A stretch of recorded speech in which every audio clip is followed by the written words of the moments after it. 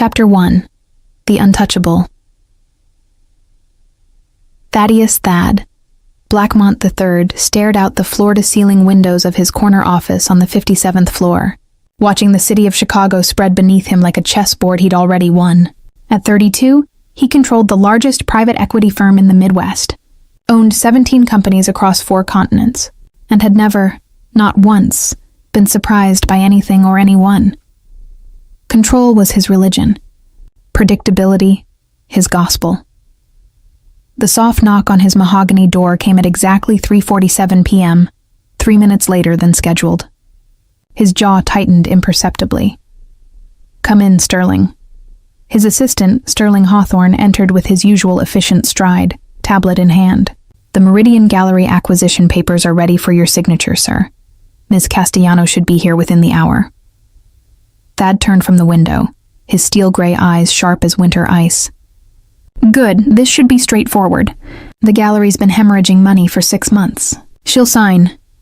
Sterling's slight hesitation was barely perceptible, but Thad caught it. He caught everything. "Speak." "The gallery owner? She's refused our previous 3 offers, sir, each one more generous than the last." Thad's smile was cold as Arctic wind. "Everyone has a breaking point, Sterling. Everyone has a price. She'll discover hers today." Valentina Castellano pressed her palms against the cool marble of the gallery's front desk, trying to steady her racing heart. In 20 minutes, she would walk into the Lion's Den, Blackmont Tower, and face the man who wanted to destroy everything her grandmother had built. "You don't have to do this alone." Val, her best friend and gallery manager, Sage Winters, appeared beside her with 2 cups of coffee. "I can come with you." "No." Valentina's voice was steadier than she felt. "This is my fight." She gazed around Meridian Gallery, taking in the soaring ceilings, the carefully curated art pieces, the afternoon light streaming through the massive windows her grandmother Rosa had insisted on when she'd opened this place 30 years ago. Every inch of this space held memories, dreams, and the blood, sweat, and tears of 3 generations of Castellano women. "He thinks I'll crumble under pressure," Valentina murmured, smoothing her black pencil skirt. She'd chosen her armor carefully, a sharp blazer, her grandmother's vintage pearls, and heels that added 3 inches to her 5'4" frame. "He thinks I'm just another obstacle to eliminate." Sage studied her friend's reflection in the gallery's chrome fixtures. Valentina's dark hair was pulled into a severe chignon. Her olive skin looked pale with stress, but her brown eyes blazed with determination. "You know what your grandmother would say? Mija, some storms are meant to be danced in, not weathered." Valentina finished with a sad smile. The bell above the gallery door chimed, and both women turned to see Valentina's cousin Marcus rushing in, his usually perfect appearance disheveled. "Thank God you're still here." Marcus Castellano looked haggard, his expensive suit wrinkled. "I just heard about the meeting. You can't seriously be considering his offer." "It's not an offer anymore, Marcus. It's an ultimatum." Valentina's voice was bitter. "Thanks to the debts you left us with." Marcus flinched. 6 months ago, he'd been the gallery's financial manager and her trusted partner. 6 months ago, before they'd discovered his gambling addiction had nearly bankrupted them. Before she'd learned that her charming, beloved cousin had been systematically embezzling from their accounts to cover his losses. "I'm getting help." "Val, I swear to you, help doesn't pay back $2 million. "Marcus." The words came out harsher than she intended, but Valentina was past caring about his feelings. "Help doesn't save my grandmother's legacy." She grabbed her purse and headed for the door. If she was going to sacrifice everything on the altar of Thaddeus Blackmont's empire, she'd at least do it with her dignity intact. Thad reviewed the acquisition file one final time as he waited. Meridian Gallery, a boutique art space in Chicago's Gold Coast, specializing in Latin American contemporary art. Annual revenue of $2.3 million, current debt load of $2.8 million. The math was simple, brutal, and conclusive. What interested him wasn't the gallery itself, but the prime real estate it occupied. The building, once renovated and converted, would net him $40 million in condos targeting Chicago's elite. It was quite simply perfect. His intercom buzzed. "Mr. Blackmont? Ms. Castellano has arrived." "Send her in." The door opened, and Thad looked up from his papers, prepared to deliver his standard acquisition speech, but the words died in his throat. Valentina Castellano walked into his office like she owned it. There was something about the way she moved, confident despite the circumstances, graceful despite the tension radiating from her small frame. Her dark eyes swept the room, cataloging details, before settling on him with an intensity that made his carefully constructed composure falter for just a moment. She was beautiful. Yes, but Chicago was full of beautiful women. This was something else, something that made his pulse quicken in a way that had nothing to do with business, and everything to do with the sudden, unwelcome realization that he wanted to know what thoughts were racing behind those fierce brown eyes. Mr. Blackmont. Her voice was smoky, tinged with a faint accent that made his name sound like a challenge. He stood, extending his hand across the massive desk. "Ms. Castellano, please sit." She moved forward and placed her hand in his for what should have been a routine handshake. But the moment their skin touched, something electric shot up his arm. Her eyes widened slightly, and he realized she'd felt it too, this inexplicable current that seemed to arc between them. Neither of them pulled away immediately. For 5 seconds that felt like 5 hours, they stood there, connected by nothing more than a handshake and everything more than simple attraction. Then Valentina stepped back, breaking the contact, and Thad felt the loss like a physical blow. "I assume you know why I'm here," she said, settling into the leather chair across from his desk, with a poise that belied her circumstances. Thad forced himself back into business mode, but something had shifted in the room's atmosphere. "Your gallery is failing, Ms. Castellano.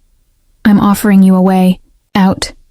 You're offering to buy my family's legacy for half its actual worth and turn it into condos for people who've never created anything in their lives." The fire in her voice made something stir in his chest. When was the last time someone had challenged him so directly? When was the last time someone had looked at him and seen something other than a checkbook? "Business is business," he said, but the words felt hollow. "Is it?" She leaned forward and he caught a whisper of her perfume, something warm and complex, like vanilla and spice. "Tell me, Mr. Blackmont, when was the last time you created something beautiful? When was the last time you built something up instead of tearing it down?" The question hit him like a sucker punch. He hadn't expected philosophy from a desperate woman trying to save a failing business. "I create jobs. I create value for shareholders. You create nothing." Her words were soft but devastating. "You consume. You acquire. You control. But you don't create." Thad stood abruptly, the motion sharp enough to make her flinch. Good. He needed to regain the upper hand in this conversation before it spun completely out of control. "Creation is a luxury, Ms. Castellano, one you can no longer afford." He pulled out the contract, sliding it across the polished surface.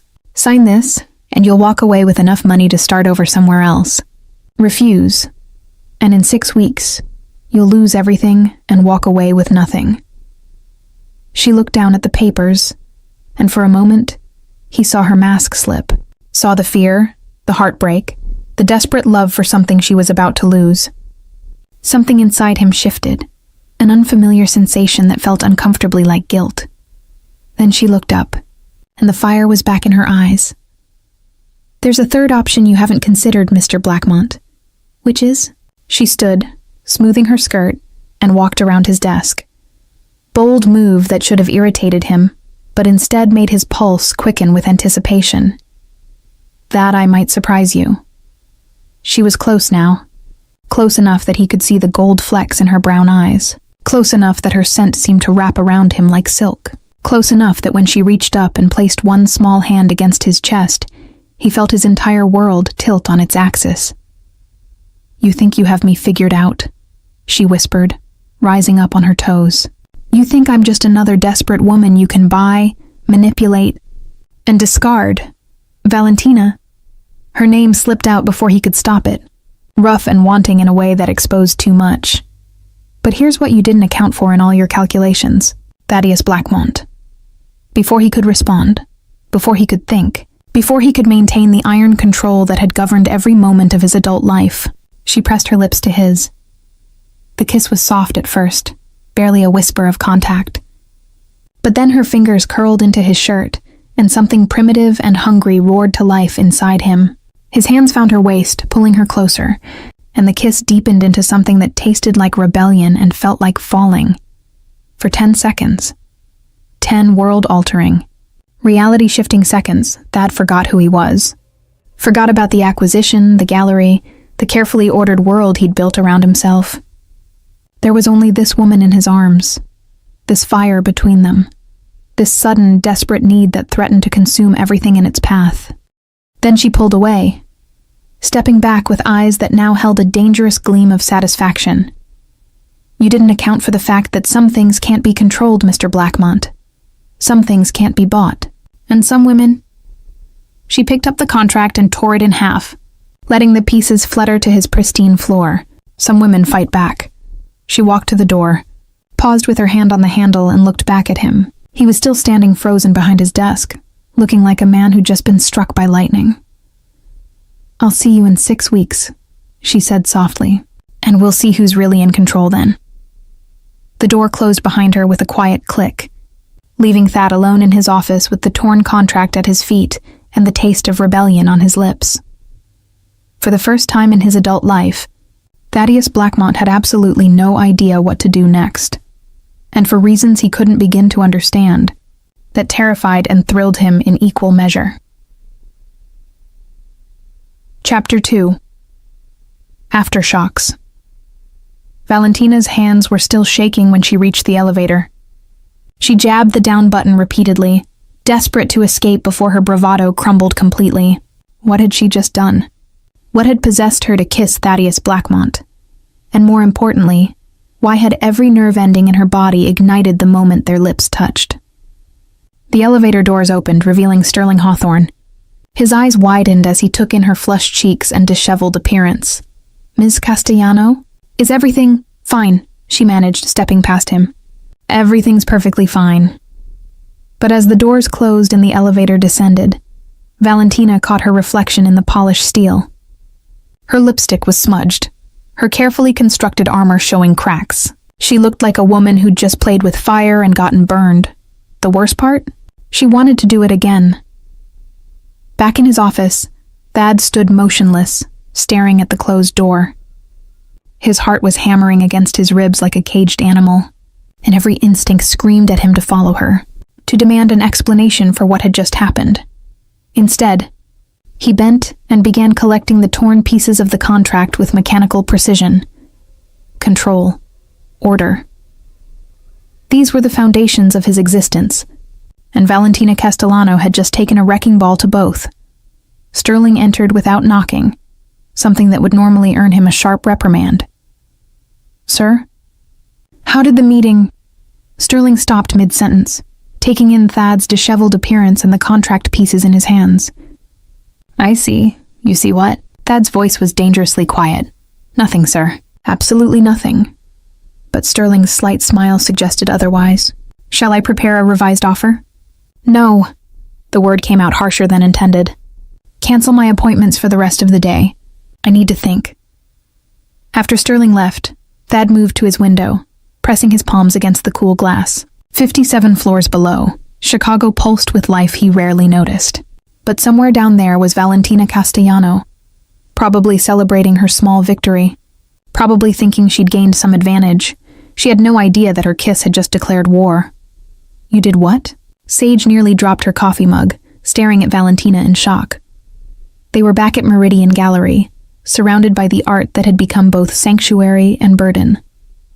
Valentina had recounted the entire meeting, except for the most important part. How Thad's kiss had made her feel like she was coming alive after years of sleepwalking. "I kissed him. Right there in his pristine office, with his expensive suit and his cold eyes." Valentina sank into her grandmother's favorite chair. "Sage, what have I done?" "You bought us time," Sage said firmly, "and probably confused the hell out of him. Men like Blackmont don't expect to be challenged, especially not like that." "I didn't challenge him. I don't even know what I did." Valentina covered her face with her hands. "For a moment there, when he looked at me, I thought I saw something real underneath all that control. Something almost vulnerable. Honey, you've got 6 weeks to figure out a miracle. If kissing Chicago's most ruthless businessman gives you some kind of psychological edge, I say use it. But Valentina wasn't sure the edge was hers to wield. Every time she closed her eyes, she could feel Thad's hands on her waist, could taste the surprise and hunger in his kiss. She'd intended to shock him, to throw him off balance. She hadn't expected to throw herself off balance in the process. Chapter 3. Reconnaissance. 3 days after the kiss, Thad found himself doing something unprecedented, personally investigating a target instead of delegating to his research team. He told himself it was due diligence, a necessary step before planning his next move, but the truth sat in his chest like a stone. He couldn't stop thinking about Valentina. Castellano, he parked his Aston Martin across from Meridian Gallery and watched through the large windows as she moved between the exhibits, talking with customers, her entire face lighting up when she discussed the artwork. She wore a simple blue dress today, and her hair fell in waves around her shoulders instead of the severe chignon from their meeting. She looked younger, happier, beautiful in a way that made his chest ache. Stalking your business targets now. Thad, that's a new low, even for you. Thad didn't turn around at the familiar voice. His younger sister Ophelia slid into the passenger seat uninvited, her designer heels clicking against the car's interior. I'm conducting research, he said evenly. Uh-huh. Ophelia followed his gaze to the gallery. Pretty research. Is she the one who turned down your offer? Among other things, Ophelia studied her brother's profile. At 28, she was the only person who could read Thad's moods, the only one who dared to challenge him. You look different. I look exactly the same. No, you look unsettled. When was the last time someone said no to you? People say no to me all the time. Then I find their price. And if this woman doesn't have one? The question hung in the air between them. Thad had been asking himself the same thing for 3 sleepless nights. Everyone has a price, Ophelia. Do they? What's yours? Before he could answer, movement in the gallery caught his attention. Valentina was talking to a man in an expensive suit, their conversation animated and clearly personal. The man's hand rested casually on her arm, and she was smiling at him with genuine warmth. Something dark and primitive twisted in Thad's gut. Jealousy, an emotion he'd thought himself incapable of. Who is that? The words came out sharper than intended. Ophelia raised an eyebrow. Why, you thinking of buying him too? Ophelia, fine, let me see. She pulled out her phone and took a discreet photo. Alexander Moreau, if I'm not mistaken. His family owns that chain of boutique hotels. Old money, French heritage, and if the society pages are accurate, he's been pursuing Ms. Castellano for months. The jealousy twisted deeper. Pursuing her how? The usual way. Flowers, expensive dinners, trips to Paris. He's quite the romantic, apparently. As if summoned by their conversation, Alexander leaned down and kissed Valentina's cheek. She didn't pull away. Thad's hands tightened on the steering wheel. Drive yourself home, Ophelia. Thad. What are you? But he was already out of the car, striding across the street with the focused intensity of a predator who'd just spotted his prey. The gallery's bell chimed, and Valentina looked up from her conversation with Alexander to see Thaddeus Blackmont walking through her door like he owned the place. He wore a charcoal suit that probably cost more than most people's cars, and his gray eyes swept the space with calculating precision. Valentina. His voice was smooth, controlled, but she caught the slight tension in his jaw. I hope I'm not interrupting. Alexander straightened, his arm moving protectively around Valentina's waist. Actually, you are. This is a private conversation. Thad's gaze flicked to Alexander's arm, and something dangerous flashed in his eyes. I don't believe we've been introduced. Thaddeus Blackmont, Alexander Moreau, and you're the man trying to destroy Valentina's gallery. The temperature in the room seemed to drop several degrees. Valentina stepped forward, heart pounding. Alexander, this is business. Thad finished smoothly. Something I'd like to discuss with Ms. Castellano privately. Anything you need to say to her, you can say to me, Alexander said firmly. Thad smiled, and Valentina shivered at how cold it was. "Can I? How interesting. Tell me, Mr. Moreau, exactly what is your relationship to Miss Castellano?" We're... Alexander stumbled, and Valentina realized with sudden clarity that whatever they were, it wasn't what she wanted them to be. "He's my friend," she said firmly. "And you're a customer." "Barely." Thad's smile turned genuine, almost predatory. "A customer? How lovely. In that case, I'd like to purchase something." "I'm sorry?" He moved deeper into the gallery, his expensive shoes silent on the polished floors. He stopped in front of a painting that had been her grandmother's favorite, a vibrant depiction of a Cuban street scene, full of life and color and joy. This one. "How much?" Valentina's heart stopped. "That's not for sale." "Everything here is for sale, Ms. Castellano. Isn't that the point of a gallery?" "Not that piece. Never that piece." Thad turned to face her, and she saw something calculating in his expression. "Name your price." "I said it's not for sale. 50,000. Alexander sucked in a breath. The painting was worth maybe 15,000, and they all knew it. "No?" 100,000. Mr. Blackmont. 200,000. He was stalking toward her now, and with each step, her pulse quickened. "Cash, today." "Stop. Why? Isn't this what you need? Money to save your precious gallery?" She could feel Alexander's confusion, could sense Sage watching from behind the desk, could practically taste the tension crackling between her and Thad. But all she could focus on was the challenge in his gray eyes, the way he was looking at her like she was a puzzle he was determined to solve. "You don't want the painting," she said quietly. "Don't I? You want to prove that I'll sell anything for the right price, that I'm no different from anyone else you've bought." He was close now, close enough that she could smell his cologne, could see the flecks of silver in his eyes, close enough that the memory of their kiss seemed to pulse in the air between them. "Aren't you?" The question was barely a whisper, intimate enough that Alexander stepped closer. Protective instincts clearly triggered. Well, maybe we should ask him to leave. But Valentina couldn't look away from Thad's face. There was something desperate beneath his controlled exterior, something that called to a part of her she'd thought long buried. "What are you really doing here, Thaddeus?" For a moment, his mask slipped completely. She saw confusion, want, and something that looked almost like fear. "I don't know," he admitted, so quietly only she could hear. The honesty in those 3 words hit her like a physical blow. This man who controlled billions of dollars, who never made a move without calculating every angle, didn't know why he was standing in her gallery offering ridiculous amounts of money for a painting he didn't want. "Then maybe you should figure it out," she said softly. "Before you do something we'll both regret."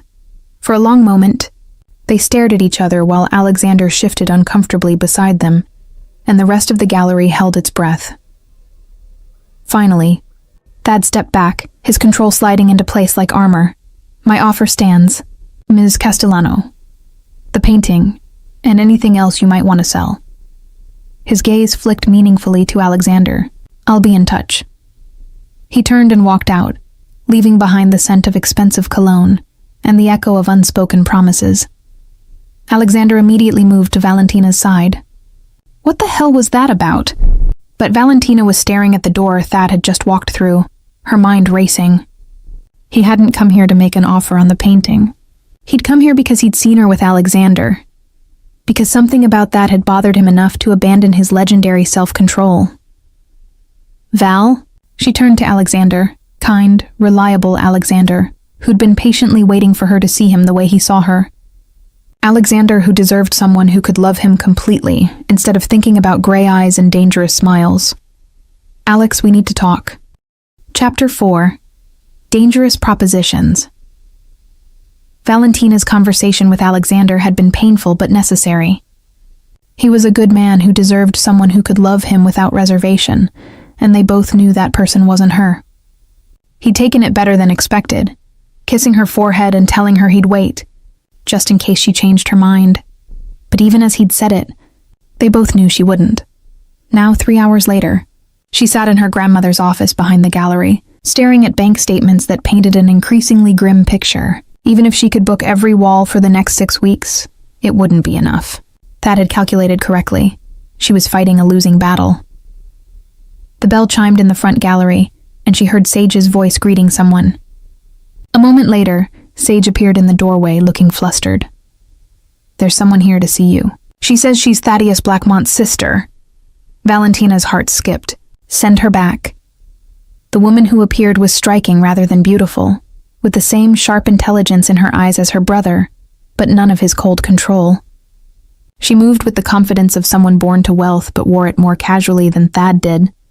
"Ms. Castellano? I'm Ophelia Blackmont. I apologize for dropping by unannounced.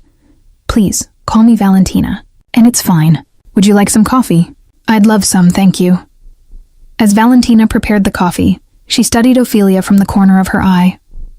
The woman seemed genuinely friendly, but Valentina had learned not to trust anyone connected to Thad without good reason. "I have to ask," Valentina said, handing Ophelia a mug. "What brings you here?" "I can't imagine your brother sent you," Ophelia laughed. "God, no. Thad would probably lock me in my room if he knew I was here. Which is exactly why I came. I'm not following. My brother is different lately, and from what I observed earlier, you're the reason why." Valentina nearly choked on her coffee. "Earlier? He was sitting outside your gallery for an hour today, just watching." "Thad doesn't watch anything, Valentina. He analyzes, he strategizes, he conquers, but he doesn't sit in his car staring at art galleries like a lovesick teenager." Heat flooded Valentina's cheeks. "I think you're misreading the situation." "Am I? Tell me, when you kissed him in his office 3 days ago, did he kiss you back?" Valentina set down her mug with shaking hands. "How could you possibly—" "Because I know my brother. And I know that expression he wore when he came home that night. Like someone had just rewritten all the rules of physics while he wasn't paying attention." For a moment, neither woman spoke. Then Ophelia leaned forward, her expression serious. "Valentina, I don't know what your game is, and honestly, I don't care. But I need you to understand something about Thad. He's not just controlling because he enjoys power. He's controlling because control is the only thing that's ever kept him safe." "Safe from what?" Ophelia hesitated, clearly debating how much to reveal. "Our father was difficult, brilliant, successful, and completely unpredictable. One day he'd shower us with affection, the next he'd disappear for weeks without explanation. Thad learned early that the only way to protect himself, and me, was to never depend on anyone, never let anyone close enough to hurt him." Valentina felt something shift in her chest. "Ophelia, why are you telling me this?" "Because for the first time in 20 years, someone has gotten past his defenses. And I think you might be the only person who can save him from himself." "Save him? He's trying to destroy my gallery, is he? Or is he trying to find a reason to be near you the only way he knows how?" The question hung in the air like a challenge. Before Valentina could respond, her phone buzzed with a text from an unknown number. "Dinner tonight, 8 p.m., Le Bernardin. Come alone." She stared at the message, her pulse quickening. "Let me guess," Ophelia said with a knowing smile. "My brother? How did you never mind? I can't go to dinner with him. This whole situation is complicated enough. You're right. It would be much simpler to let him buy your gallery, tear it down, and spend the rest of his life wondering what might have happened if he'd been brave enough to actually fight for something he wanted." Valentina looked up sharply. "You think he wants me?" "Honey, I think he's terrified of how much he wants you. Which means you have more power over Thaddeus Blackmont than anyone has ever had." Ophelia stood, smoothing her dress. "The question is, what are you going to do with it?" Le Bernardin was exactly the kind of restaurant Valentina had expected. Elegant, expensive, and intimidating. She'd chosen her outfit carefully. A black wrap dress that was sophisticated without being revealing, paired with the one pair of designer heels she owned. Thad was already seated when she arrived, and the sight of him in a dark suit made her breath catch. He stood as she approached, ever the gentleman, and pulled out her chair. "You came," he said, settling across from her. "You didn't really give me a choice. That text was more of a summons than an invitation. Would you have come if I'd asked?" The question caught her off guard. "I don't know, honest. I appreciate that." The waiter appeared with wine, a bottle that probably cost more than Valentina made in a month. She accepted a glass but barely tasted it, too aware of Thad's intense gaze. "Why are we here, Thaddeus?" "Thad," he corrected. "And we're here because I wanted to apologize for this afternoon. My behavior was inappropriate. Was it? Or was it honest?" Now it was his turn to look surprised. "Honest? You were jealous. Of Alexander." He was quiet for so long she thought he might not answer. When he finally spoke, his voice was carefully controlled.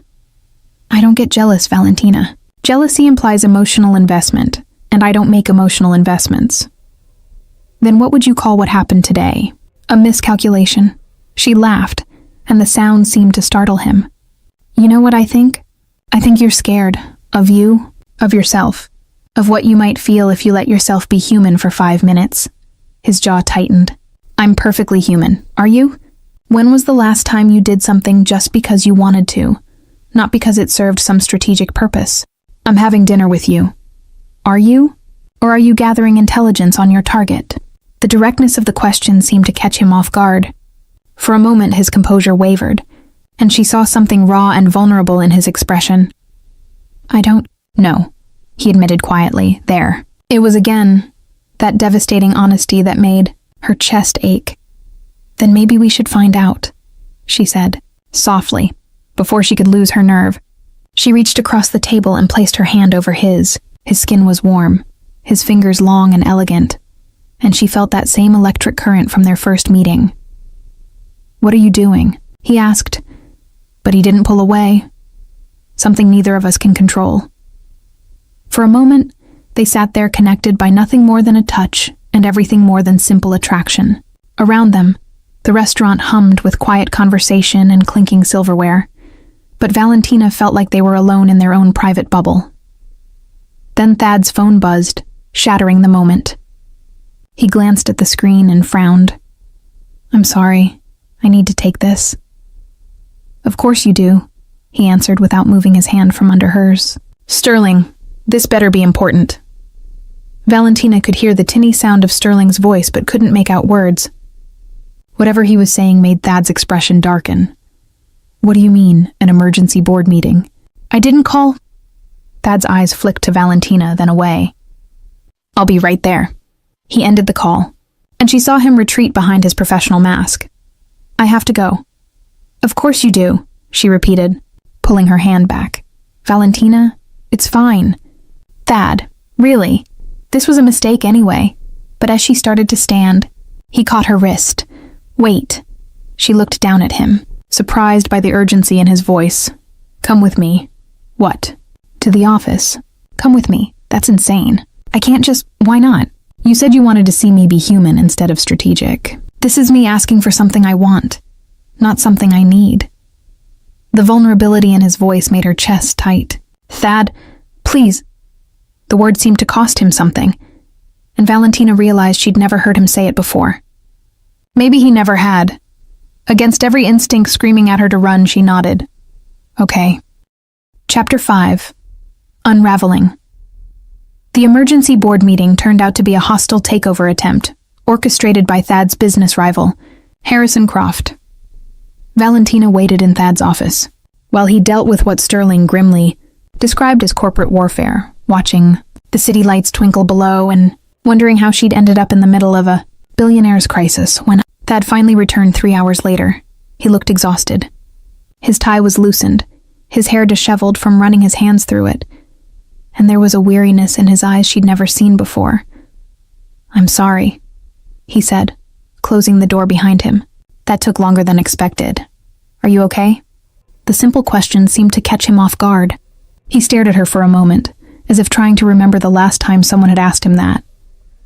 "Croft's been buying up shares through shell companies for months. He made a play tonight, thinking I was distracted."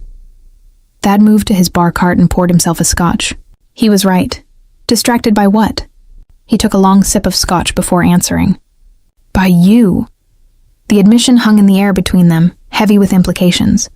Valentina felt her heart start to race. "Thad, do you know what it's like?" he continued, his voice rough. "To have your entire world turned upside down by one kiss? To find yourself sitting outside someone's gallery like a stalker because you can't stop thinking about them?" She moved toward him slowly, as if approaching a wounded animal. Is that what's happening to you? I've spent my entire adult life building walls, Valentina, keeping people at a distance, never letting anyone close enough to... He stopped, shaking his head. And then you walked into my office and tore up my contract like it was nothing. Like I was nothing. You're not nothing. He laughed bitterly. Aren't I? Ask anyone in this city what they think of Thaddeus Blackmont. They'll tell you I'm brilliant, ruthless, successful, but none of them would say I'm human. I would. The words came out before she could stop them, and she saw something flicker in his eyes. Hope, maybe, or fear. Would you? Even knowing what I'm trying to do to your gallery? She was close enough now to see the exhaustion etched in the lines around his eyes, close enough to smell the faint scent of his cologne, mixed with the stress of the evening. Maybe especially because of it. I don't understand. You could have just foreclosed on my loan. Thad. Could have waited for the bank to take the building and then bought it for pennies. But instead you keep making offers, keep trying to negotiate. Why? He stared into his scotch like it might hold answers. Because I wanted to meet you. Because something about that gallery, about what you were fighting for, made me curious. And now? He looked up at her and she saw something raw and desperate in his expression. Now I'm terrified that I'm going to lose the one thing I never knew I wanted. The confession hit her like a physical blow. Before she could think, before she could talk herself out of it, she reached up and cupped his face in her hands. What if you didn't have to lose it? Valentina, what if there was another way? For a moment they stood frozen, her hands on his face, his eyes searching hers for something she wasn't sure she could give. Then he kissed her. This kiss was different from the one in his office. Slower, deeper, full of all the longing he'd been trying to suppress. His hands found her waist, pulling her closer, and she melted into him like she'd been waiting her whole life for this moment. When they finally broke apart, both were breathing hard. This is insane, he whispered against her forehead. Completely, she agreed. I don't know how to do this, Valentina. I don't know how to want someone without trying to possess them. The honesty in his voice made her chest ache. Then maybe it's time you learned. Chapter 6. The Proposal. Valentina woke up in her own bed the next morning, but the memory of Thad's kiss lingered on her lips like a promise. They hadn't slept together. She'd made that clear when the kiss had threatened to spiral into something more. But they'd talked until nearly dawn, sharing stories and secrets in the quiet of his office while the city slept around them. She'd learned that he'd built his first company at 22, with money borrowed against his trust fund, that he still had nightmares about his father's unpredictable rages, that he'd never been in love because he'd never allowed himself to be vulnerable enough to fall. In return, she told him about her grandmother's dreams for the gallery, about Marcus's betrayal, about the fear that she might be the one to lose everything her family had worked for. Now, in the harsh light of morning, those confessions felt too intimate, too dangerous. Her phone buzzed with a text from Sage. Emergency. Get here now. Valentina threw on clothes and rushed to the gallery, expecting to find a burst pipe or a break-in. Instead, she found Sage standing in the main exhibition space, staring at something with a mixture of awe and confusion. Sage, what's the emergency? Her friend pointed to the wall where her grandmother's favorite painting hung, the Cuban street scene Thad had tried to buy. Next to it was a small placard that hadn't been there yesterday. Valentina moved closer to read it. On loan from the private collection of T. Blackmont III. What the hell? That's not all, Sage said grimly. Look around. For the first time, Valentina really looked at the gallery. Throughout the space, similar placards had appeared overnight next to several of their most valuable pieces. All bore the same inscription, on loan from Thaddeus Blackmont's private collection. How is this possible? These are our paintings. Technically, said a familiar voice behind her. They're mine now. Valentina spun around to find Thad standing in the doorway, immaculate in another expensive suit, but instead of his usual cold confidence, he looked almost nervous. Excuse me? He walked further into the gallery, his movements careful and measured.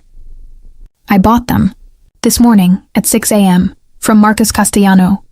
The words hit her like a slap. Marcus doesn't own those paintings. Actually, he does. Or did. Apparently, when your grandmother left the gallery to both of you, she also left him partial ownership of the collection. Thad pulled out a folder of legal documents. He sold me his half. Valentina sank into a chair, the betrayal hitting her like a physical blow. Marcus had found one final way to destroy everything, even after she'd thought there was nothing left for him to ruin. Why? She whispered. According to him, gambling debts don't pay themselves. She looked up at Thad, expecting to see triumph in his expression. Instead, she saw something that looked almost like regret. So what happens now? You own half my collection. Are you here to gloat? I'm here to make you an offer. I think I've heard enough of your offers. Not like this one. He moved closer, and she saw that nervousness again, subtle but unmistakable. Marry me. The words hit the space like a gunshot.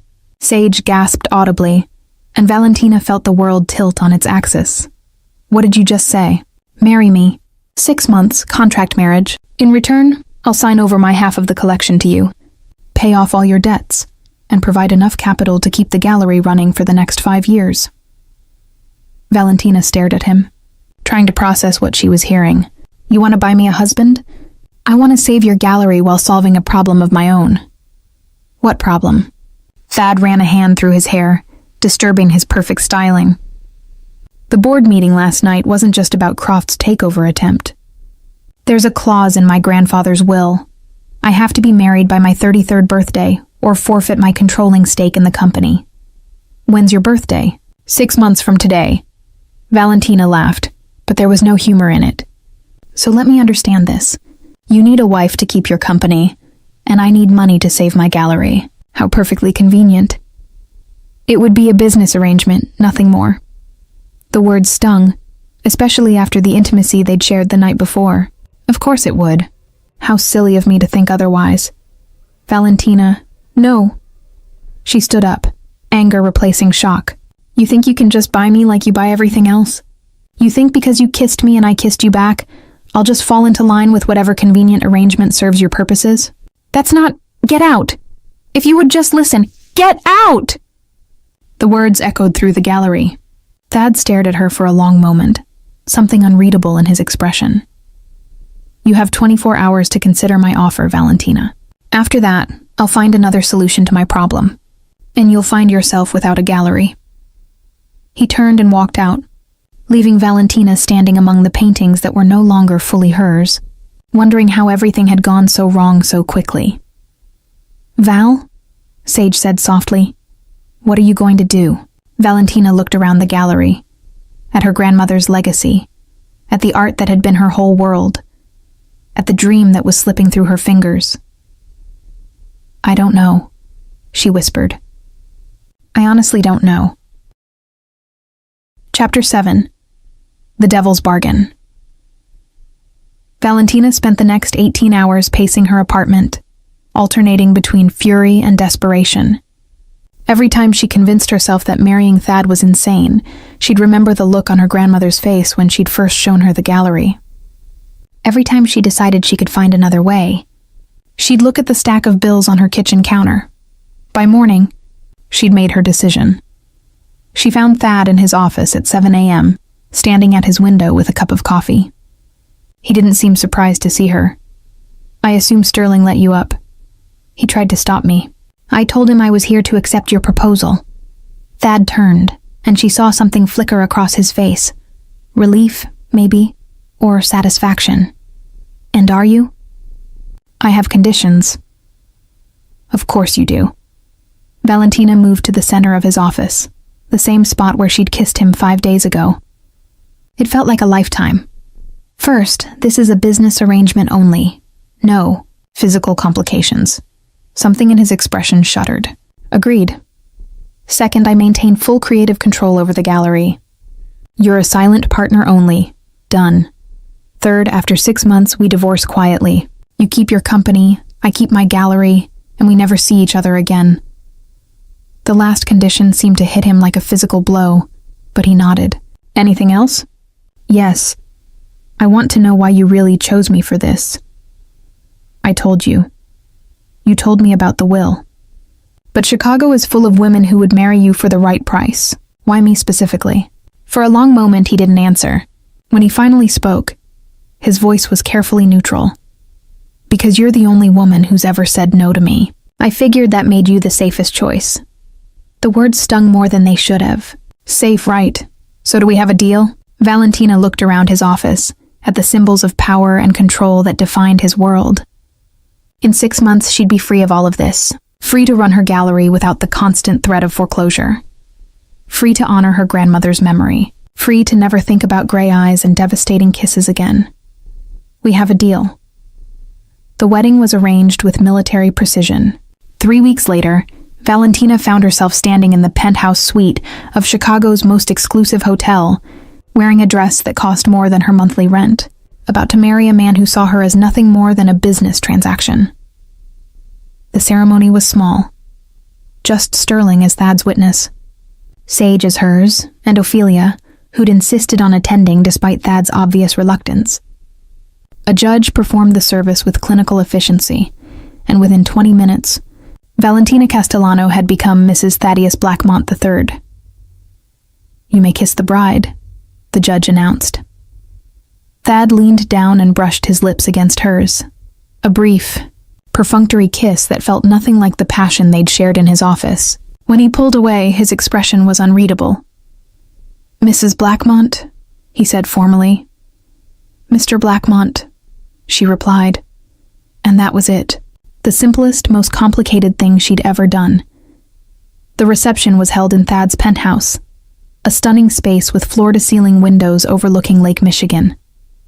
Valentina moved through the crowd of his business associates and society friends, playing the part of the happy bride while feeling like she was watching someone else's life.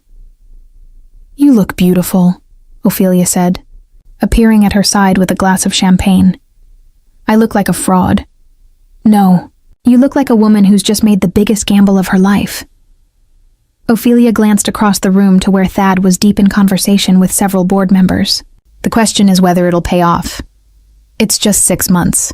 I can survive anything for 6 months. Can you? Ophelia's tone was thoughtful. Because from where I'm standing, it looks like you're already half in love with him. That's ridiculous. This is a business arrangement. Honey, business arrangements don't usually involve the kind of chemistry I witnessed at your gallery. And they definitely don't involve the way my brother looks at you when he thinks no one's watching.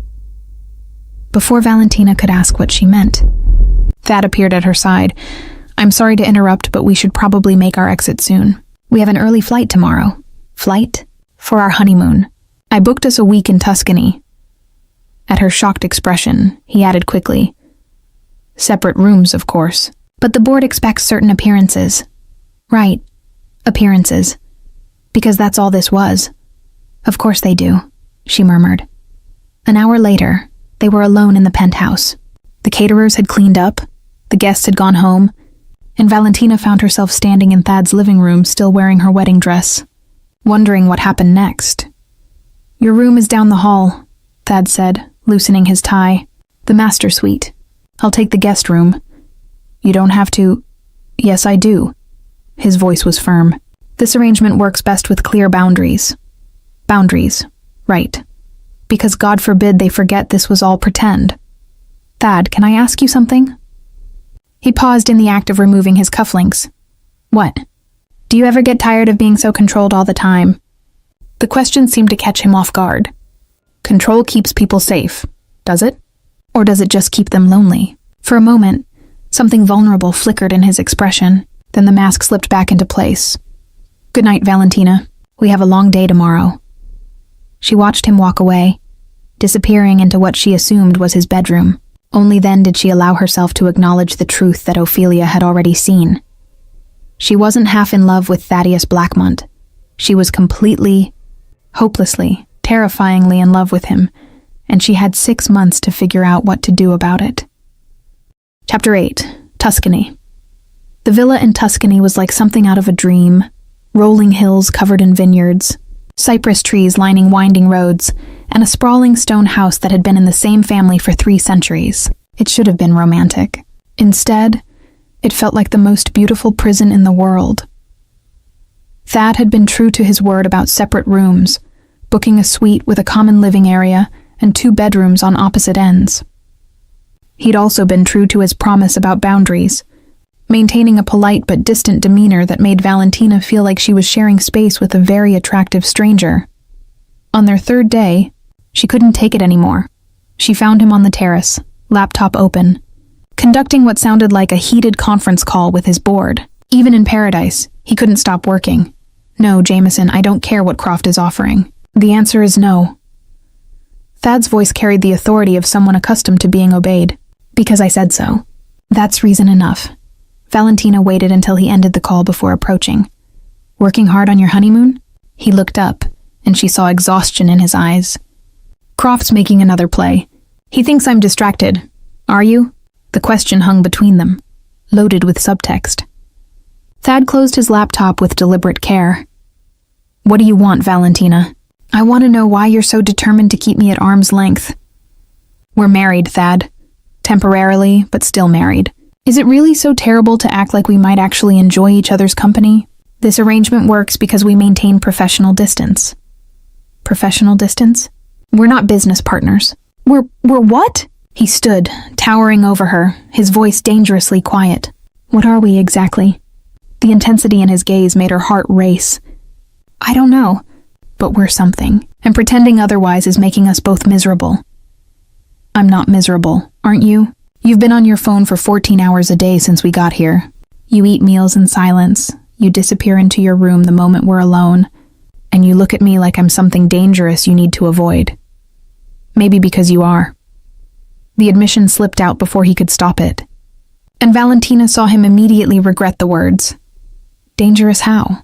He turned away, gripping the terrace railing. "Forget I said that." "No." She moved to stand beside him, close enough to smell his cologne, close enough to see the tension in his shoulders. "Tell me how I'm dangerous. Valentina, tell me." He was quiet for so long she thought he might not answer. When he finally spoke, his voice was barely above a whisper. "Because when I'm with you, I forget who I'm supposed to be." The confession hit her like a physical blow. "And who are you supposed to be?" "Controlled, distant, safe." He turned to look at her, and she saw something raw and desperate in his expression. "With you, I want things I've never allowed myself to want. I think about things that have nothing to do with business or strategy or protecting myself." "What kinds of things?" "Things like what it would feel like to wake up next to you every morning. What it would be like to come home to someone who actually cares whether I've had a good day. What it would be like to let someone see me without all the armor." His laugh was bitter. "Dangerous things." Valentina felt tears prick her eyes. "Those aren't dangerous things, Thad. Those are human things." "For me, they're the same thing." Before she could respond, he stepped away from the railing. "I'm going for a walk. Don't wait up." She watched him disappear down the path toward the vineyards, her heart breaking for the man who was so afraid of being vulnerable that he'd rather be alone than risk letting someone love him. That night, Valentina couldn't sleep. She kept thinking about the pain in Thad's voice, the way he'd looked at her like she held the power to destroy him. Maybe she did. Maybe that's what terrified him so much. Around midnight, she heard him return. His footsteps paused outside her door for a long moment before continuing to his room. She waited until she heard his door close, then crept out to the terrace. He'd left his laptop open, the screen casting a blue glow in the darkness. Without really thinking about it, she moved closer and saw an email draft on the screen. "Sterling, I need you to prepare divorce papers. Irreconcilable differences. I want this handled quietly and quickly. The marriage was a mistake." The words hit her like a slap. He was planning to end their arrangement early, to send her away before the 6 months were up. Before she could think, she closed the laptop and marched to his room. She knocked once, then pushed the door open without waiting for permission. Thad was sitting on the edge of the bed, still fully dressed, his head in his hands. He looked up when she entered, his expression guarded. "Valentina, what? You want a divorce?" The statement hung in the air between them. She saw his jaw tighten. "You saw the email. Was I not supposed to? You left your laptop open." He stood, putting distance between them. It's for the best. For who? You? Because it's certainly not best for me. I need those 6 months to stabilize the gallery's finances. I'll make sure you get the full amount we agreed on. This isn't about money. The words exploded out of her, surprising them both. This is about you being a coward. His expression turned dangerous. Excuse me? You heard me. You're a coward, Thaddeus Blackmont. You're so terrified of feeling something real that you'd rather destroy the best thing that's ever happened to you than risk being vulnerable. The best thing? He moved toward her, his eyes blazing. This arrangement has been nothing but a complication since the moment it started. Has it? Or has it been the first time in your adult life that someone has seen past your money and your power to the man underneath? There is no man underneath. The words came out raw, anguished. There's just the money and the power, Valentina. That's all I am. That's not true, isn't it? Name one thing about me that has nothing to do with what I can buy or control. The challenge hung between them. And Valentina realized this was it. The moment that would determine whether they had any chance at all. You remember exactly how I like my coffee, she said softly. 2 sugars, no cream. You noticed the first time we had coffee together, and you've never gotten it wrong since. He frowned, clearly not expecting that answer. You have a scar on your left hand from when you were 8 and tried to fix Ophelia's bicycle chain yourself because you couldn't stand to see her cry. She told me the story. His frown deepened. You still have the first painting you ever bought, a watercolor from a street artist in Paris when you were 22. It's hanging in your home office, not because it's valuable, but because it reminds you of the day you decided to build something instead of just inheriting it. How could you possibly know? Because I pay attention. Thad, because when you care about someone, you notice things. You learn their coffee order and their scars and their dreams. She moved closer, close enough to see the confusion in his eyes. And you've been doing the same thing with me, haven't you? He didn't answer, but she could see the truth in his expression. You know that I bite my lip when I'm thinking. You know I rearrange the art when I'm stressed. You know I still call my grandmother's favorite painting Abuela's Dreams, even though she's been gone for 5 years. Valentina. You know me, Thad, and I know you. That's not about money or power or control. That's about 2 people who found something real in the middle of something that was supposed to be fake. For a long moment, they stared at each other in the dim light of his bedroom. Then, without warning, he closed the distance between them. God help me, he whispered, and kissed her. This kiss was different from all the others. Desperate, hungry, full of months of suppressed longing. His hands tangled in her hair and she pressed closer, pouring all her love and frustration and hope into the contact. When they finally broke apart, both were breathing hard. This is insane, he whispered against her lips. Completely, she agreed. I don't know how to do this. I don't know how to be what you need.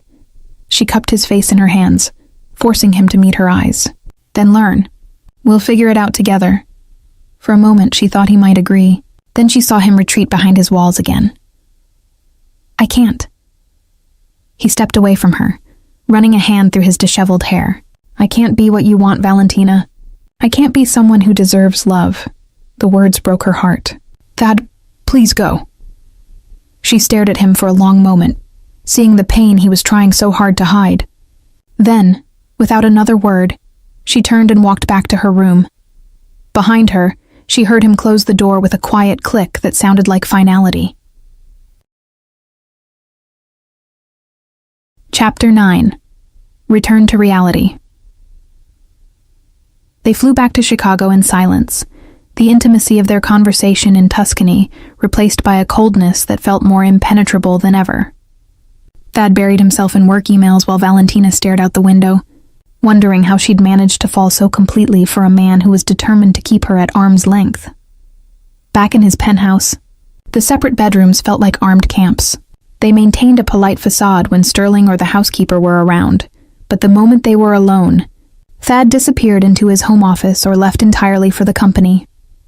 A week after their return, Valentina found herself sitting in the gallery's office, staring at the bank statements that showed their steadily improving financial situation. The marriage was working exactly as intended. Her debts were gone, the gallery was stable, and she had enough capital to plan for the future. She should have been happy. Instead, she felt empty. You look like someone stole your favorite paintbrush, Sage observed, setting a cup of coffee on the desk. Just thinking. About your husband? Valentina winced. He's not really my husband. He's my business partner. Honey, I've seen the way that man looks at you. There's nothing businesslike about it. Then you're seeing things that aren't there. Sage sat down across from her, wearing the expression that meant she was about to deliver uncomfortable truths. Val, I've been your best friend for 8 years. I know when you're lying to yourself. I'm not. You're in love with him. The words hit the air like a confession. Valentina closed her eyes, no longer able to deny what had been obvious for weeks. Yes. God help me, yes, I'm in love with him. And nothing. He's made it very clear that this is temporary. In 4 months, we'll divorce quietly and I'll never see him again. What if you told him how you feel? Valentina laughed bitterly. I've tried. Every time I get close, he retreats further. He's convinced he doesn't deserve love, and nothing I say seems to change that. Before Sage could respond, the gallery's bell chimed. They looked up to see Marcus entering, looking haggard and nervous. Val, I need to talk to you. Every protective instinct in her body went on high alert. You have 30 seconds before I call security. Please. I know I have no right to ask, but I need your help. My help? The audacity was breathtaking. You stole from our family, Marcus. You sold paintings that weren't yours to sell. You nearly destroyed everything our grandmother built. I know, and I'm sorry. I'm so sorry, Val, but I'm in trouble. Real trouble. Something in his tone made her look closer. He was thinner than she remembered, with dark circles under his eyes and a nervous energy that set her on edge. What kind of trouble? The kind that ends with me in Lake Michigan if I don't pay what I owe. Sage gasped, but Valentina felt only cold anger. You're asking me to pay your gambling debts. Not all of them. Just enough to buy me time to... No, Val, please. These aren't the kind of people who give extensions. They've already sent a warning. I can't... You should have thought about that before you stole from me. Marcus's face crumpled. I know I don't deserve your help, but we're family. Family doesn't steal from family. Before she could say more, the gallery door opened again, and Thad walked in. He took in the scene, Marcus's desperate expression, Valentina's anger, Sage's protective stance, and his expression turned cold. Is there a problem here? No problem, Valentina said firmly. Marcus was just leaving. But Marcus, apparently interpreting Thad's arrival as an opportunity, stepped forward. Actually, Mr. Blackmont, maybe you could help me explain to my cousin why family should stick together. Thad's expression didn't change, but Valentina saw something dangerous flicker in his eyes. I'm not sure I understand. Marcus owes money to some very bad people, Sage said quietly. He wants Val to bail him out. Ah, Thad's voice was deceptively calm. And how much money are we talking about? 500,000, Marcus said quickly. I know it sounds like a lot, but to someone like you, it's nothing, Thad finished. You're right, Valentina stared at him in shock. Thad, you can't be serious. Why not? 500,000 is a rounding error in my monthly budget.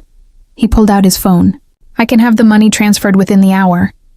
Marcus's face lit up with desperate hope. Really, you'd do that? Of course. But I have some conditions. The temperature in the room seemed to drop. Valentina recognized that tone. It was the same one he'd used in their first meeting, when he'd been calculating how to get exactly what he wanted. Anything, Marcus said eagerly. First, you sign an agreement stating that you'll never contact Valentina again. No phone calls, no visits, no emails, nothing. Marcus hesitated. That seems a little extreme. Second, you enter a rehabilitation program immediately. A real one, not some weekend retreat. 6 months minimum. I don't think I need... Third, Thad continued as if Marcus hadn't spoken. You publicly confess to the embezzlement and make a formal apology to the art community for betraying their trust. The color drained from Marcus's face. But that would ruin my reputation. I'd never work in art again. Yes, Thad agreed pleasantly. You wouldn't. I can't agree to that. Then you can't have my money. Marcus looked desperately between Thad and Valentina. Val, please, talk to him. Make him understand. Understand what? Thad's voice was dangerously quiet. That you think you're entitled to clean up your mess with someone else's money? That you believe your life is worth more than the gallery you nearly destroyed? It's not like that, isn't it? Because from where I'm standing, it looks like you're trying to manipulate the woman you betrayed into saving you from the consequences of your own actions. Thad moved closer to Marcus, and despite being roughly the same height, he somehow seemed to tower over the other man. Let me be very clear about something. Valentina is under my protection now. If these people you owe money to even think about threatening her because of your debts, they'll discover that I have resources they can't imagine, and a very long memory. The threat was delivered with such calm certainty that Marcus actually took a step back. But Val is family? No, Valentina said quietly. Family doesn't do what you did, Marcus. Family doesn't steal and lie and then ask for more chances. She stood, moving to stand beside Thad. For the first time since their return from Tuscany, they were united in something. I want you to leave. Now. And I don't want to see you again. Marcus stared at her for a long moment, his face cycling through anger, desperation, and finally, resignation. You'll regret this, Val. Both of you. He turned and walked out, leaving the gallery in tense silence. Well, Sage said finally, that was dramatic. Valentina sank into a chair, suddenly exhausted. He's right, you know. Those people will come after him. And that's not your problem, Thad said firmly. Isn't it? He's family. However screwed up, he's still family.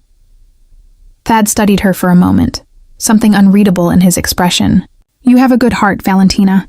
Sometimes too good. The unexpected gentleness in his voice made her chest ache. For a moment, she thought she saw the man from Tuscany, the one who'd almost let her in. Then his phone rang, and the moment shattered. I have to take this, he said, already moving toward the door. Sterling's been trying to reach me. He left without another word, and Valentina found herself alone with Sage and the echo of her own foolish hope. You know what I think? Sage said after a moment. What? I think he loves you too. He's just too scared to admit it. Valentina stared at the door he'd disappeared through. It doesn't matter if he does. Love isn't enough if someone won't let you close enough to give it. But even as she said the words, she couldn't quite make herself believe them. Chapter 10. Unraveling Plans. 3 days after Marcus's visit, Valentina woke to find Thad's side of the penthouse empty. She'd grown accustomed to his early departures, but something felt different this morning. The silence seemed too complete, too permanent. She found a note on the kitchen counter written in his precise handwriting. Emergency board meeting in New York. We'll be back tomorrow. No explanation, no apology for the abrupt departure, just another reminder that she was an afterthought in his carefully ordered life. She was still staring at the note when her phone rang. Ophelia's name appeared on the screen. Valentina? Thank God you answered. Have you seen the news? What news? About Marcus. It's all over the Chicago Tribune's website. Valentina's blood turned cold. What about Marcus? He's dead, Val. They found his body in the Chicago River this morning.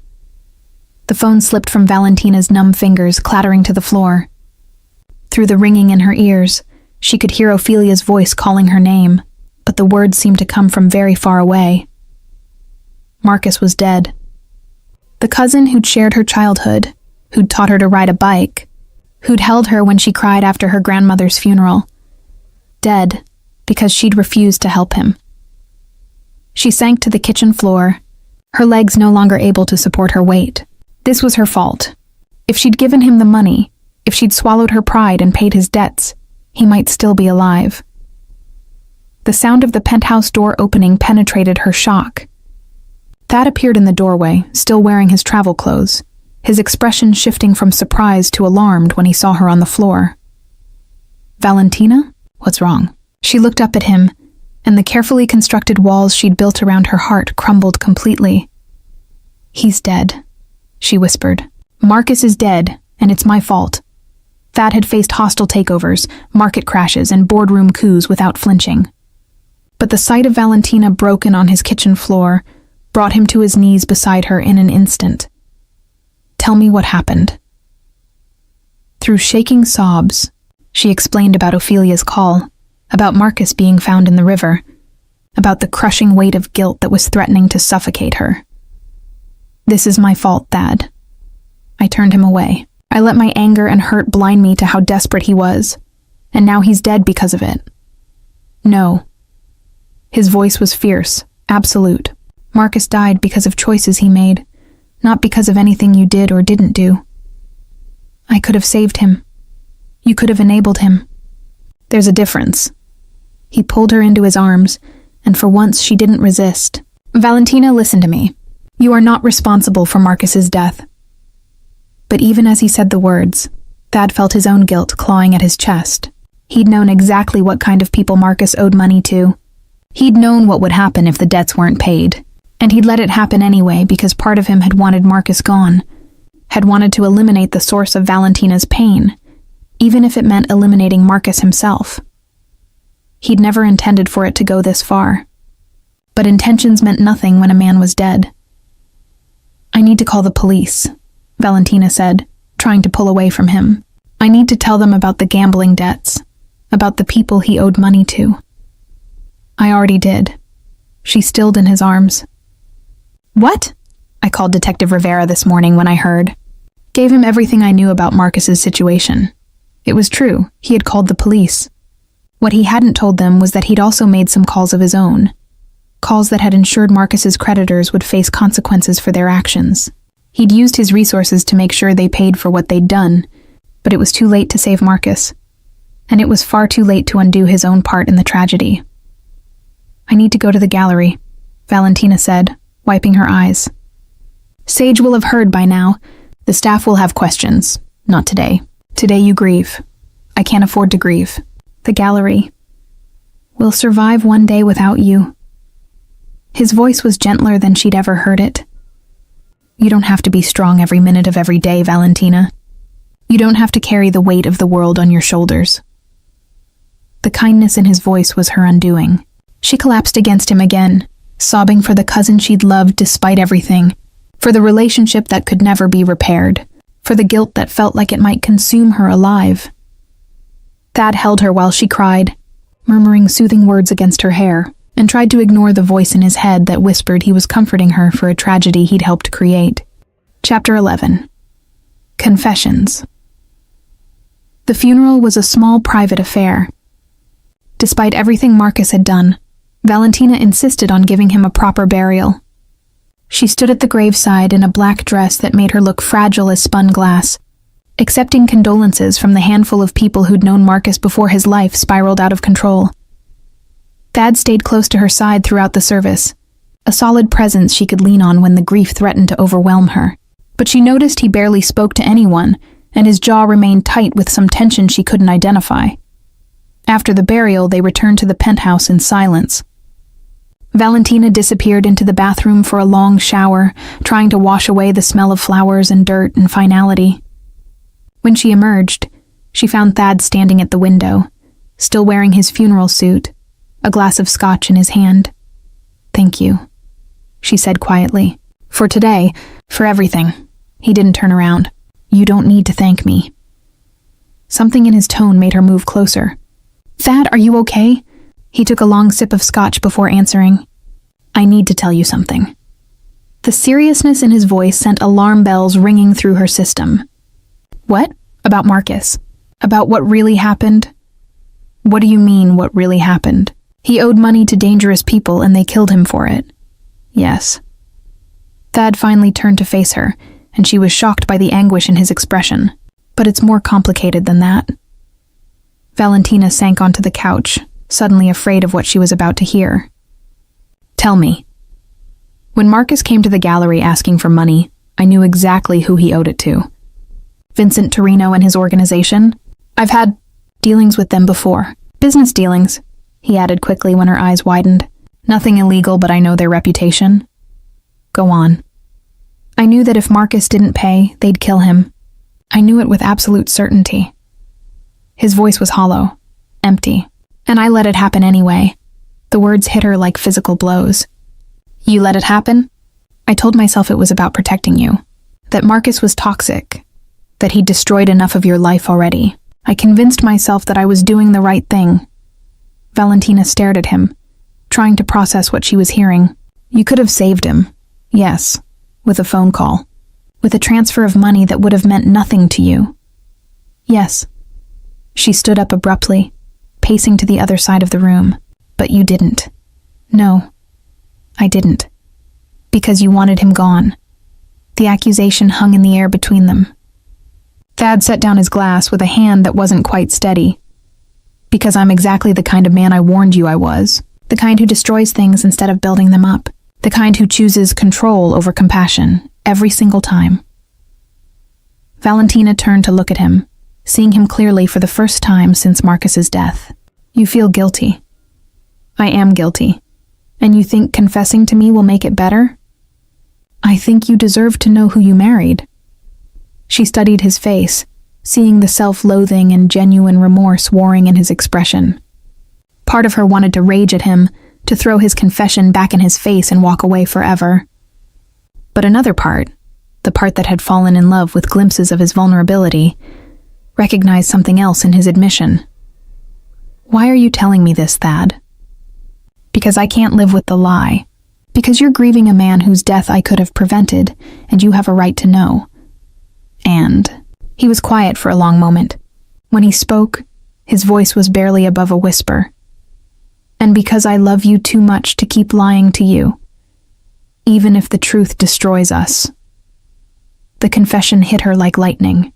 After months of walls and distance and careful control, he'd finally said the words she'd been desperate to hear. But they came wrapped in tragedy and guilt, tainted by the knowledge that his love hadn't been enough to save her cousin. "You love me," she said flatly. "Yes. But not enough to save Marcus. I didn't think about you when I made that choice. I thought about myself, about eliminating a threat to my peace of mind. By the time I realized what I'd done, it was too late." Valentina sank back onto the couch, her mind reeling. "I don't know what to say. Say you'll leave. Say you'll take the divorce and the money, and disappear before I destroy anything else you care about." The brokenness in his voice made her chest ache. "Is that what you want?" "What I want doesn't matter. What matters is keeping you safe from me." She looked at him. This powerful, brilliant man, who was so convinced of his own toxicity that he'd rather be alone than risk hurting someone he loved. The irony wasn't lost on her. "Do you know what Marcus said to me the last time I saw him alive?" Thad shook his head. "He said I'd regret choosing you over family, that we'd both pay for turning our backs on him."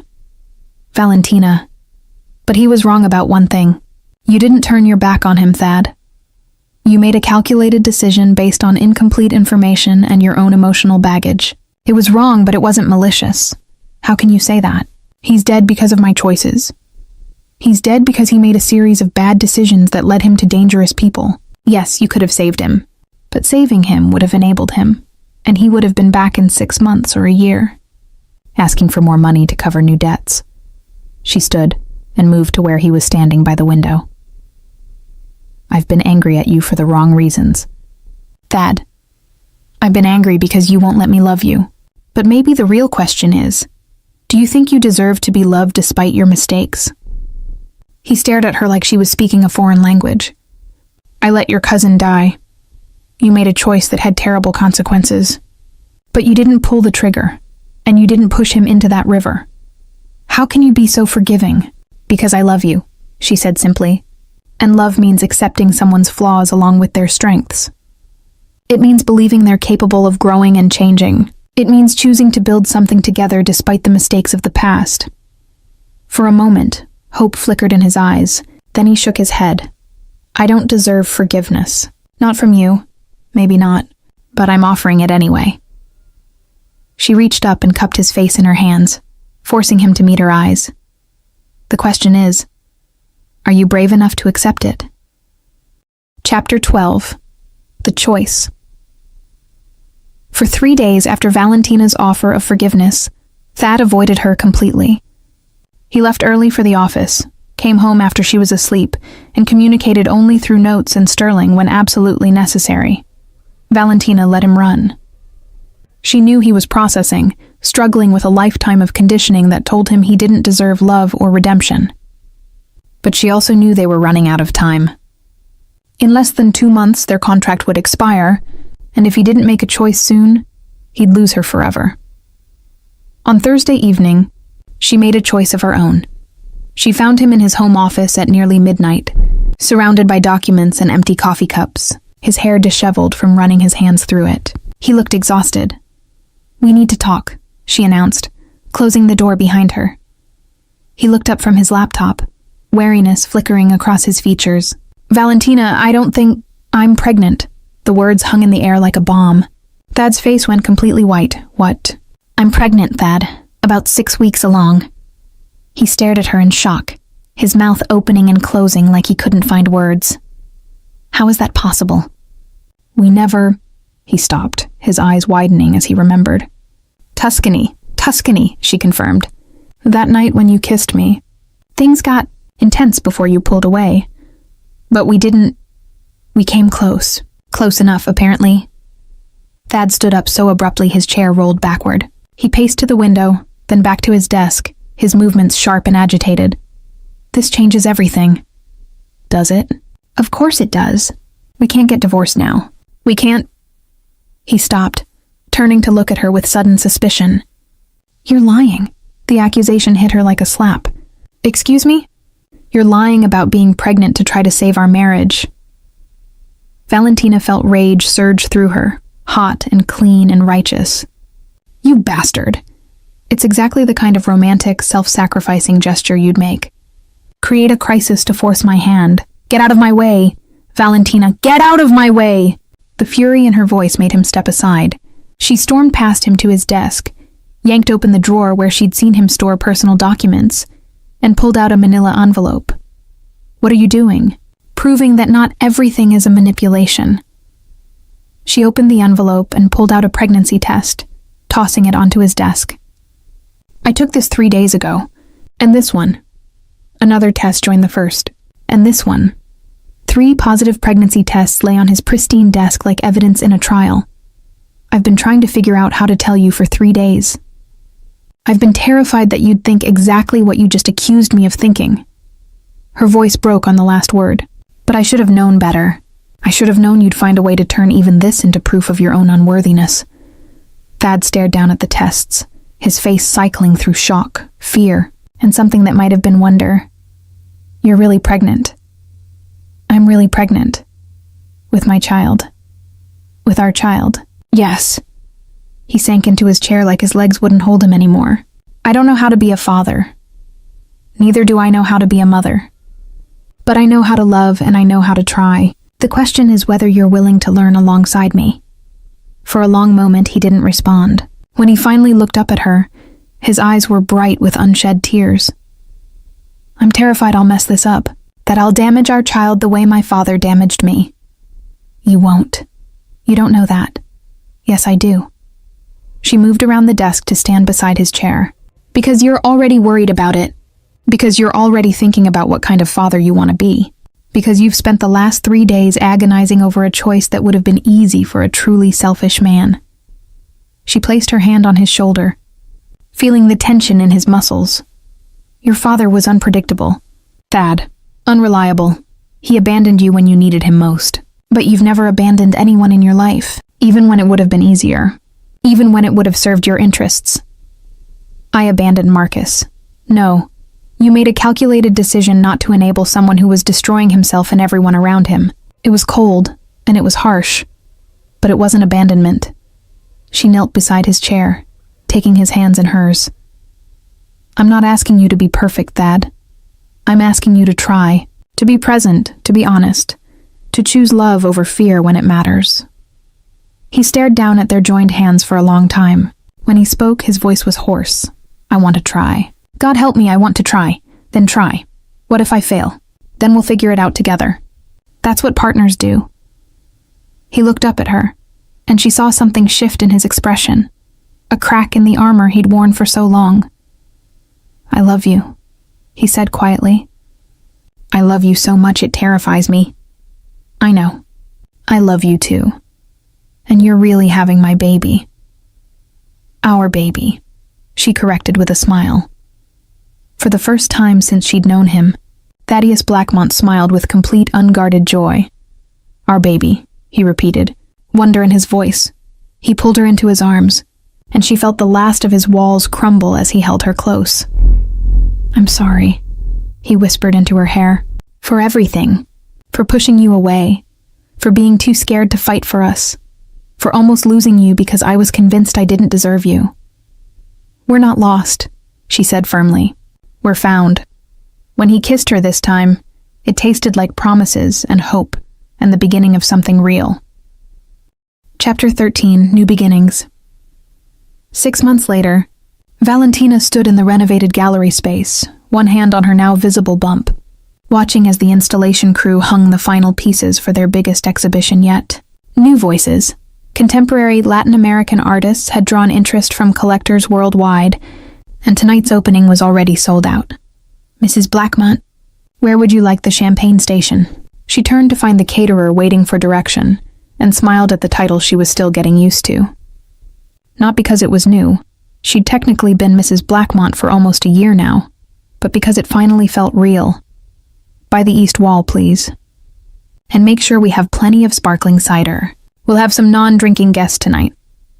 As the caterer moved away, Valentina felt strong arms wrap around her from behind. How are my two favorite people doing? Thad's voice was warm against her ear. Your daughter is doing her impression of a gymnast, and your wife is nervous about tonight. She's going to be perfect. You're going to be perfect. He placed his hands over hers on her bump, and this little one is going to grow up surrounded by art and love and two parents who adore her. The certainty in his voice still amazed her. The transformation in Thad over the past months had been gradual but profound.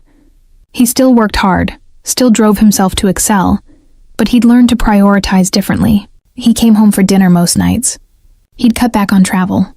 He'd even started attending parenting classes with her, though he claimed they made him more nervous than any board meeting ever had. The Tribune photographer is here, Sage announced, appearing with her usual perfect timing. And Mrs. Blackmont Sr. just arrived. Valentina grimaced. Thad's mother had been adjusting to the reality of her son's marriage and impending fatherhood. The adjustment was not going smoothly. I'll handle her, Thad said, pressing a kiss to Valentina's temple. You focus on your exhibition. Our exhibition, she corrected. The gallery was truly theirs now, a partnership in every sense of the word. As Thad went to greet his mother, Valentina took a moment to survey the transformed space. Where once there had been desperation and the constant threat of foreclosure, now there was stability, growth, and possibility. The gallery had become everything her grandmother had dreamed it could be. Nervous, Ophelia appeared at her side, radiant in a designer dress that probably cost more than most people's cars. Terrified, Valentina admitted. What if no one likes the pieces I selected? What if the reviews are terrible? What if you stop borrowing trouble and accept that you're brilliant at this? Ophelia smiled.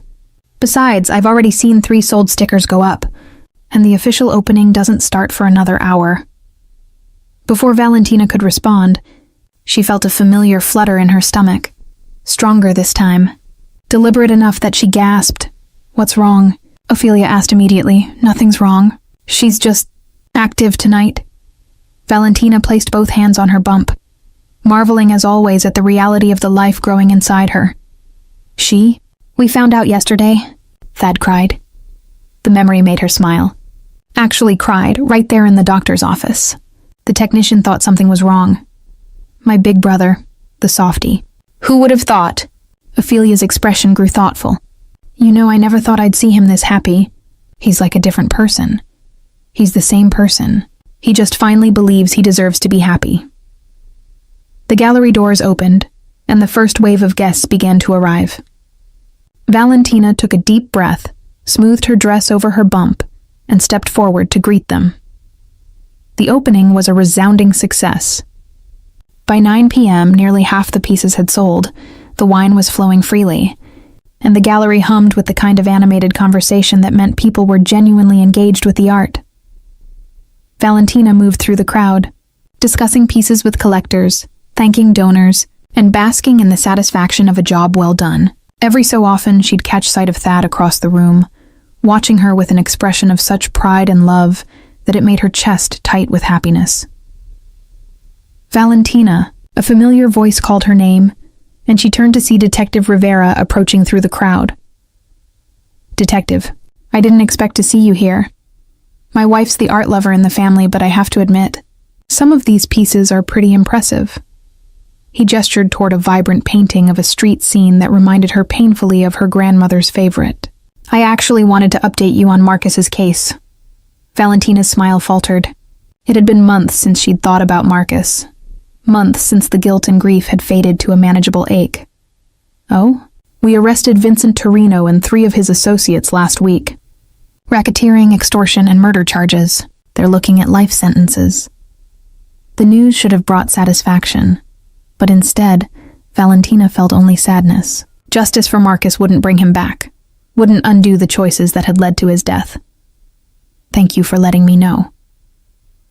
Detective Rivera nodded, then hesitated. "For what it's worth, Mrs. Blackmont, your cousin made his own choices.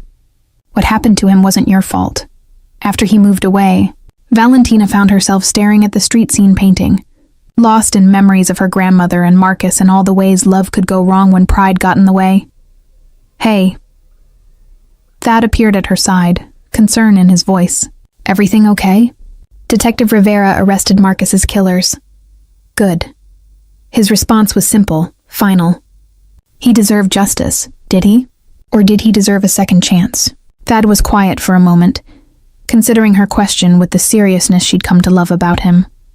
Maybe both. But sometimes second chances aren't ours to give. She leaned against him, grateful for his solid presence. "Do you ever wonder what would have happened if we'd made different choices? If you'd paid his debts? If I'd been more forgiving sooner?" "Every day," he admitted.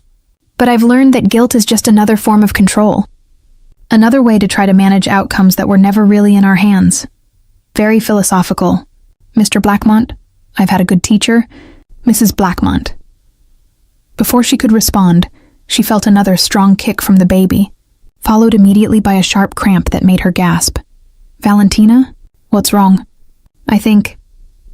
Another cramp, stronger this time, and she felt a gush of warm liquid between her legs.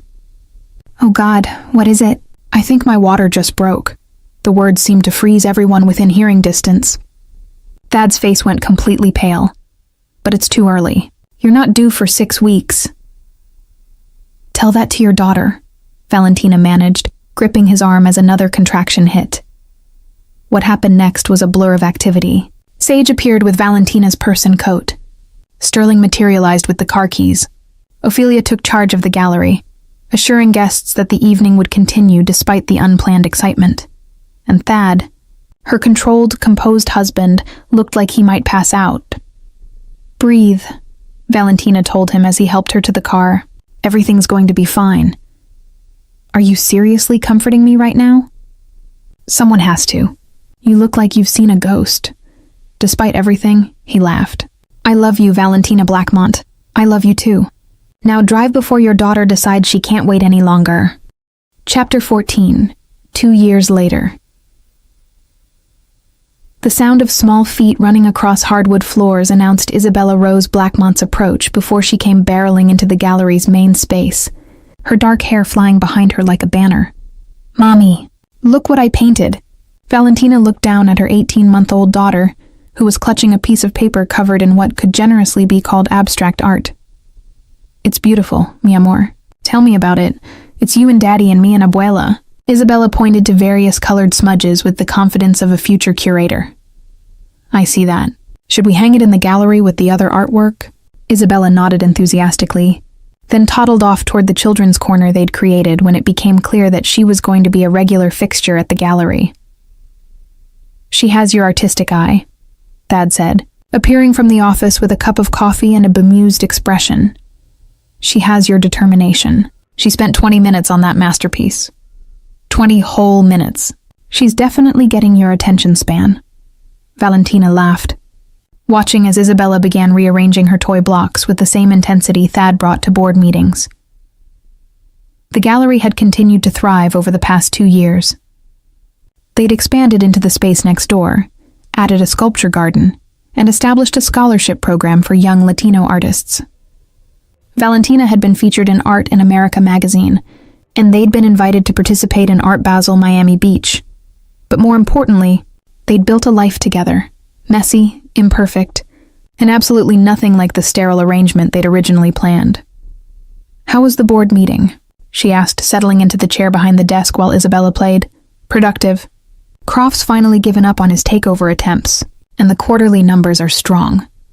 He paused, studying her expression. "But you're not really asking about business, are you?" She smiled. He'd gotten very good at reading her moods over the past 2 years. Dr. Martinez called with the test results. Thad's expression shifted immediately to concern. "And? We're having another baby." The announcement hit him the same way it had the first time. Complete shock followed by dawning wonder. Another baby. Due in December. "Merry Christmas, Daddy." He sank into the chair across from her, running his hands through his hair in the gesture she'd come to associate with his moments of overwhelming emotion. "2 babies. We're going to have 2 babies. Are you okay with that?" Instead of answering, he got up and pulled her into his arms, spinning her around the gallery while Isabella clapped and giggled at her parents' silliness. "I'm more than okay with that," he said, setting her down and cupping her face in his hands. "I'm terrified and thrilled and completely overwhelmed, which seems to be my natural state when it comes to you." "Good. I'd be worried if you were too calm about it." He kissed her then, soft and sweet and full of all the love they'd almost been too scared to claim. "Ooh, kissing," Isabella announced with the disapproval of an 18-month-old who didn't understand romance. They broke apart, laughing, and Thad scooped his daughter into his arms. "What do you think? Princess Bella? Want a baby brother or sister?" "Baby." Isabella clapped her hands, though Valentina suspected she had no idea what she was agreeing to. "I think that's a yes," Valentina said. "Good thing, since the baby's coming whether she approves or not." As if summoned by talk of babies, Sage appeared from the back office where she'd been working on the books. "Did I hear correctly? Are we having another baby?" "We are not having anything," Valentina said with mock sternness. "Thad and I are having another baby. You're just going to be Tia Sage again. I can live with that." Sage grinned. "Does this mean I get to plan another baby shower? Because I have ideas. Terrifying ideas, I'm sure." Before Sage could elaborate on her party planning schemes, the gallery's bell chimed and Ophelia walked in, followed by a man Valentina didn't recognize. "Perfect timing," Ophelia announced. "I have news too." She practically glowed with happiness, and the man beside her had the slightly dazed look of someone who'd been swept up in Hurricane Ophelia and was still trying to find his footing. "Don't tell me," Thad said, eyeing his sister suspiciously. "You're engaged." "I'm engaged!" Ophelia held up her left hand, showing off a vintage Art Deco ring that was absolutely perfect for her. "To someone I've never met," Thad continued, his tone carefully neutral. "This is Dr. James Chen. He's a pediatric surgeon at Northwestern, and he's brilliant and kind and he makes me laugh." Ophelia beamed at the man beside her. "James, this is my overprotective big brother Thad, my new sister-in-law Valentina, and my perfect niece Isabella." Dr. Chen stepped forward with a warm smile. "It's a pleasure to meet you all. Ophelia has told me so much about the family." "All good things, I hope," Valentina said, shooting a warning look at Thad when she saw his expression turning territorial. "Mostly," James replied diplomatically, though she did warn me that Thad might try to have me investigated. "Already done," Thad said pleasantly. "Clean credit, no criminal history, excellent surgical record, and your mother thinks you're wonderful." "You'll do, Thad." Valentina smacked his arm. "You can't investigate your sister's fiancé?" "I can and I did. It's what big brothers are for. It's what obsessive control freaks are for," Ophelia corrected. "But since he passed your ridiculous tests, can we skip the intimidation phase and move straight to celebration?" "We have champagne in the office," Sage offered, "and sparkling cider for the pregnant lady." As the group moved toward the back office, Valentina felt Thad's arm slip around her waist. "Proud of yourself?" She asked quietly, "For what?" for not completely terrifying your future brother-in-law. The day is young, he replied with a grin that made her stomach flutter, despite 2 years of marriage and 1 baby. But yes, I'm proud of myself. Growth, right? Definitely growth. They joined the others in the office, where Sage was already opening champagne and Isabella was charming her future uncle with her artistic interpretations of the adults around her.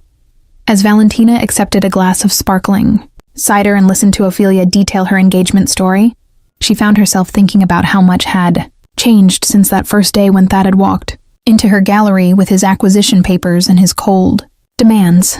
She'd thought she was fighting to save her grandmother's legacy. Instead, she'd found her own future. "Penny for your thoughts," Thad murmured, appearing beside her as the others debated wedding venues. "Just thinking about how we got here. Any regrets?" She looked around the room, at Isabella playing with her blocks, at Sage arguing with Ophelia about flower arrangements, at Dr. Chen looking slightly overwhelmed but completely smitten, at the gallery beyond the office that represented everything she'd dreamed of building. "None," she said firmly. "Not a single one. Not even about the contract marriage that turned out to be not so contract after all. Especially not about that." He leaned down and kissed her temple, a gesture so natural now she barely noticed it. "Good, because I was thinking we might need to renegotiate the terms anyway." "Oh? What did you have in mind?" "A lifetime clause. No divorce option. Maybe a renewal ceremony when this baby arrives.